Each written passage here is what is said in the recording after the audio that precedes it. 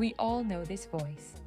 It's the voice that fills stadiums, tops global charts, and connects with millions. It's raw, it's unique, and it's unmistakably her. But what if I told you that for years, the very system that built this star also tried to reshape her? This isn't just a story about fame. It's about a girl from Australia who walked into the world's most intense star-making machine, and the fight she led to keep her voice from becoming just another product. This is the story of how the world almost lost Rosé, so that Rosé could finally be heard. Before she was Rosé of Blackpink, she was just Roseanne Park, a girl from Melbourne with a guitar and a love for music that felt like breathing. Music was her whole world. She was always playing piano, singing in church, and writing songs in her room, never imagining it could be anything more than a hobby. Like a lot of us, she was just a kid watching K-pop idols on YouTube, dreaming of one day being like them. That dream felt miles away, but her father saw something special. He heard her singing late at night and knew it was a spark he couldn't let fizzle out. So when he heard that one of South Korea's biggest companies, YG Entertainment, was holding auditions in Australia, he basically signed her up. He didn't want her to live with the what if. At just 15, feeling totally out of her league, Rosé went to the audition. And to her own surprise, she came in first. 2 months later, she was on a plane to Seoul, leaving everything she knew behind for a dream she was just starting to wrap her head around. She was walking straight into the heart of K-pop, a world that promises everything but asks for even more in return. She had no idea that the one thing that got her there, her one-of-a-kind voice, would be the first thing the system would try to change. When Rosé got to YG Entertainment in 2012, she was terrified. She looked around a room of 12 other girls who had already been training for years, some for 5 years longer than her. The difference in their experience was huge, and it felt less like a school and more like a constant competition. She later said it was like being in fight-or-flight mode all the time. Her life became an endless loop of training.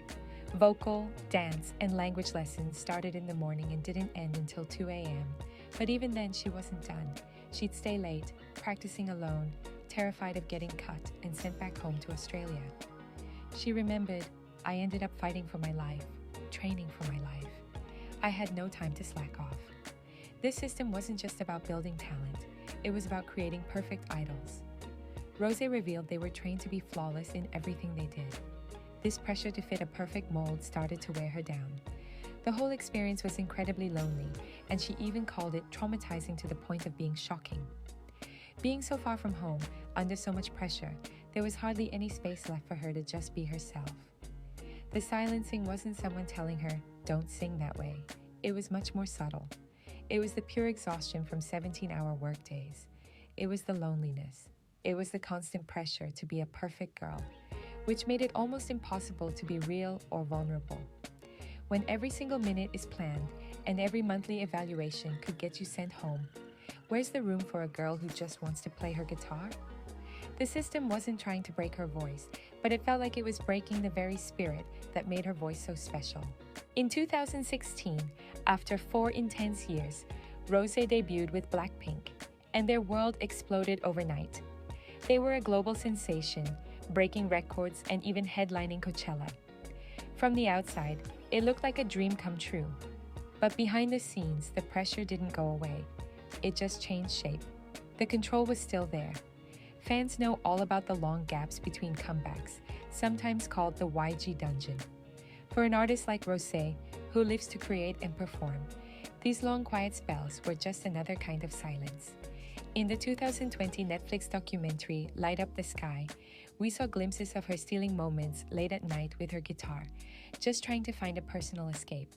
She even said, "Sometimes I actually miss my trainee days, because back then, we were surrounded by music all the time. But these days, we've got a lot of work, so I actually have to make time for this." What she was saying was clear. Being a global superstar, in some ways, felt even more restrictive. Even though she was in one of the biggest groups in the world, her own artistic voice had to take a back seat. It was when she appeared on other shows, like King of Masked Singer, that people really got to hear the full, unique color of her voice, separate from Blackpink's powerful sound. It wasn't a problem with the group, it was just how the industry works. The group's brand is the priority. She was Rosé of Blackpink, a perfect part of a perfect machine. But was she still Roseanne Park? For every artist, there's a moment when the need to be yourself becomes too loud to ignore. For Rosé, it wasn't a loud explosion, but a quiet, steady push toward her own music. Preparing for her first solo single album, R, brought back all the self-doubt from her trainee days. In an interview, she admitted she was never really trained to be vulnerable, open, or honest, because it went against everything she had learned. Working on her own music was like therapy.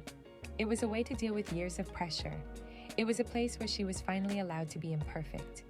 She opened up about how even after attending glamorous events, where she was supposed to feel very, very special, she'd go back to her hotel room feeling empty and scroll through negative comments online. She said she wanted to write a song that was disgustingly open and honest, full of thoughts she hated to admit she had. This was the exact opposite of the perfect girl persona she had been trained to be for so long. This was her breaking point. Creating her own music was an act of taking back control.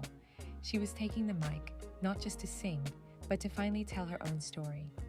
She described the process as bottling up a past version of herself and walking away lighter. This wasn't just about releasing an album, it was about releasing herself. Rosé's journey from this point is all about finding herself again. It's a story that's still being written. If you're enjoying this, make sure you subscribe and turn on notifications because you won't want to miss our next video. The biggest step in unsilencing her voice came after the Blackpink members decided not to renew their individual contracts with YG Entertainment in late 2023. While the group is still together under YG, each member is now free to pursue their own solo path.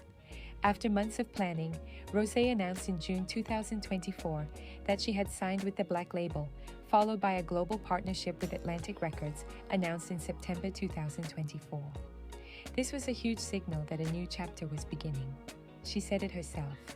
As you all know, I have come from a place where more things have been done for me over doing things on my own. So naturally, I need time to learn, understand, doubt, and trust myself to be the most responsible person I can be for myself. It was a clear nod to the controlled system she came from and a powerful declaration of her new independence. This new freedom is pouring into her work. For her upcoming solo music, she has been in the studio almost every day, co-writing and co-producing. Friends and family who have heard it have told her, "Oh my God, Rosie, it's so you." Her upcoming full-length album, Rosé, named after her childhood nickname, feels like a reintroduction, not to the idol Rosé, but to the person, Rosie. The process has been therapeutic for her, a space to finally feel sane after leaving the rigid structure she was in for so long. She finally has the freedom to be vulnerable, to write about toxic relationships and messy feelings, things rarely heard in the polished world of K-pop. Rosé's story is really a testament to an artist's resilience. For nearly a decade, she worked inside a system that often values perfection over personality. The intense schedules, the pressure, the loneliness, it was all designed to mold her into an idol. But through it all, that girl from Melbourne with her guitar never really went away. Her journey to becoming a solo artist wasn't just a career decision, it was an act of liberation. By taking charge of her own music and her own story, she's finally sharing the voice that was there all along. Not the one that was trained, but the one that is honest, vulnerable, and completely her own. She fought through all the noise just to find a quiet place where her own songs could finally be heard. Rosé's evolution makes you wonder about the future of the K-pop idol. As more artists start looking for their own voices outside the traditional system, her journey might be more than just her story. It could be a blueprint for a new generation. Let me know in the comments, which part of Rosé's journey inspires you the most?